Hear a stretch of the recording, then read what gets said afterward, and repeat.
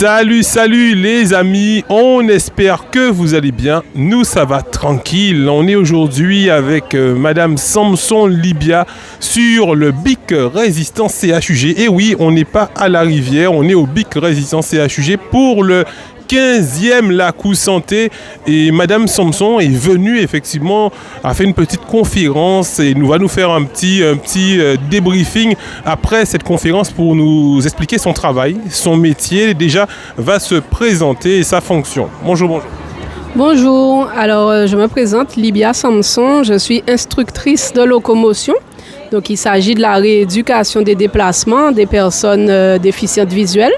Donc, que les personnes soient malvoyantes ou non-voyantes, il y a moyen de se déplacer sans prendre des risques, sans se mettre en danger, justement grâce aux techniques de locomotion.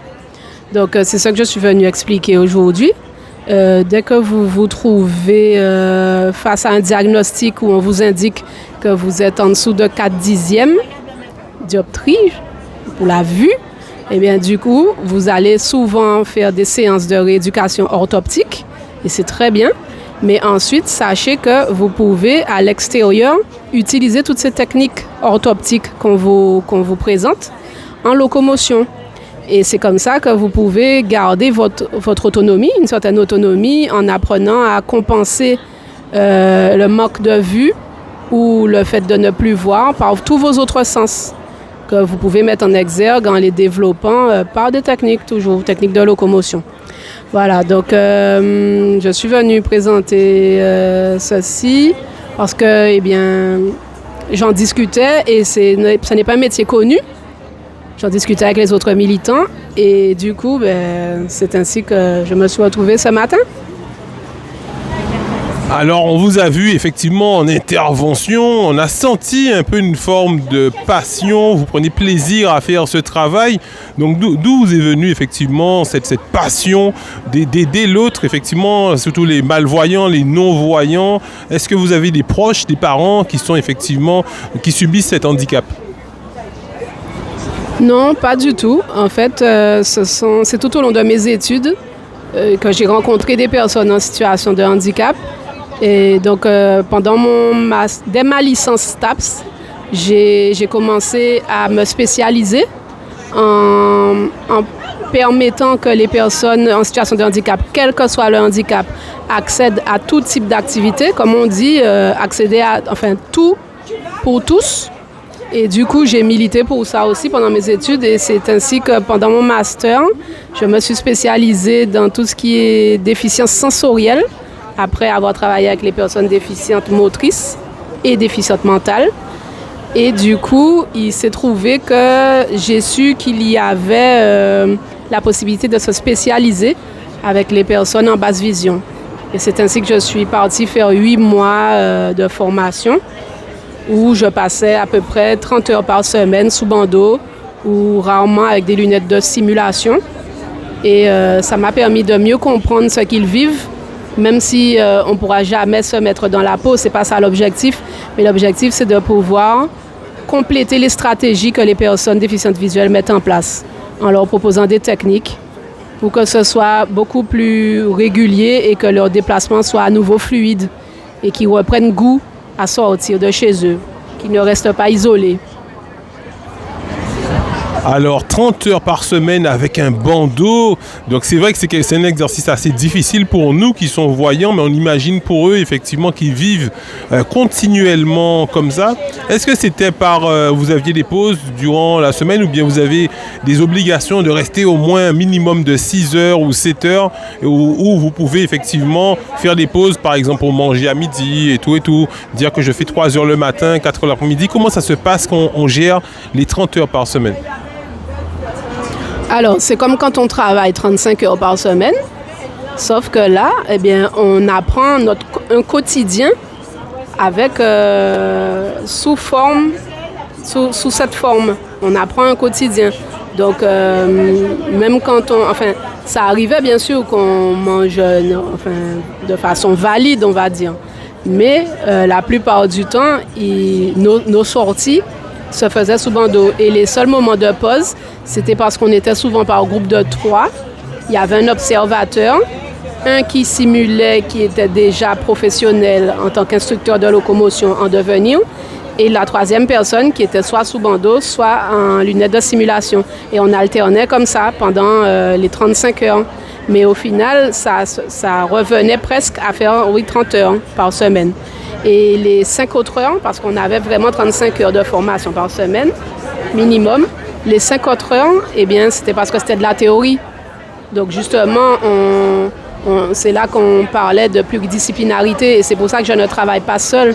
Je travaille régulièrement avec des orthoptistes et il y a Ginette Lérus comme il y a Laurence Gamiette de Loumeau. Et ce sont des orthoptistes qui représentent vraiment bien le monde de la basse vision en Guadeloupe. Et c'est ainsi qu'on peut parler de soins de suite et de réadaptation qui sont possibles, comme pour les kinés, pour une personne qui a une déficience motrice. Eh bien, les instructeurs de locomotion devraient pouvoir intervenir auprès des personnes qui sont accidentées et qui ont une atteinte visuelle, qui sont accidentées ou qui ont eu un AVC ou quel que soit comment ils sont devenus déficients visuels, eh bien, nous, on peut les accompagner. Et je travaille déjà avec les enfants qui sont soit nés déficients visuels, soit le sont devenus. Et il y a des adaptations, même pour qu'ils aillent à l'école comme tous les autres enfants, à leur façon. Donc, effectivement, on vous a vu avec cette personne qui est intervenue ce matin, qui a subi un AVC, qui a une diminution de la vue.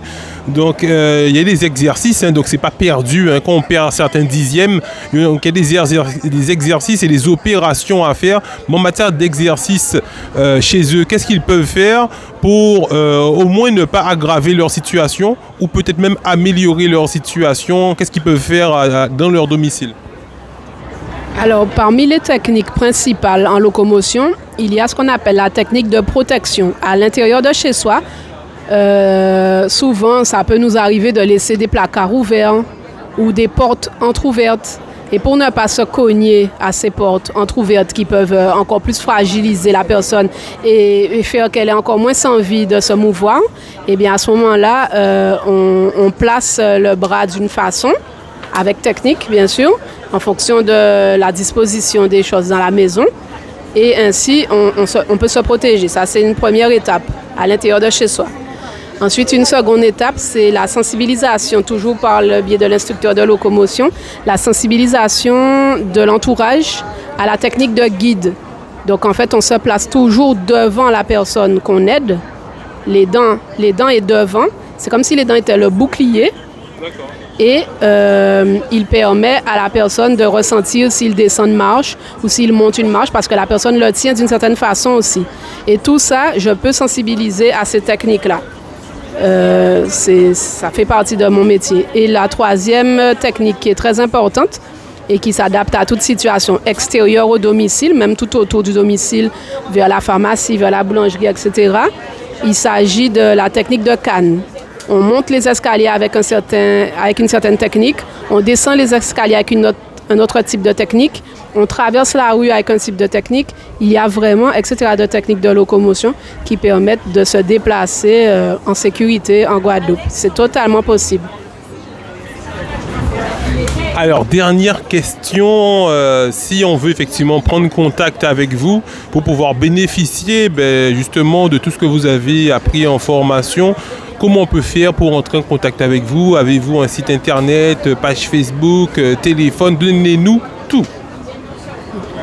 Merci. Je vais commencer par ce que je maîtrise le moins, c'est la page Facebook. Mais c'est Kandouvan, c'est l'association Kandouvan, K-A-2-N, plus loin Douvan, D-O-U-V-A-N. Donc en créole, la canne qui nous devance, en fait. Ce n'est pas une canne d'appui comme quand on a un problème moteur.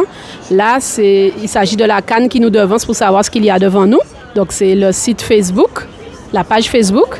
Ensuite, mon numéro de téléphone, c'est le 06 90 670 971. Donc 670 971. Vous pouvez retenir comme ça. Et mon mail, c'est lib, donc le début de mon prénom, L-I-B, sam, le début de mon nom, S-A-M, 971 @gmail.com. libsam971 @gmail.com. Voilà. Merci beaucoup. Je vous en prie.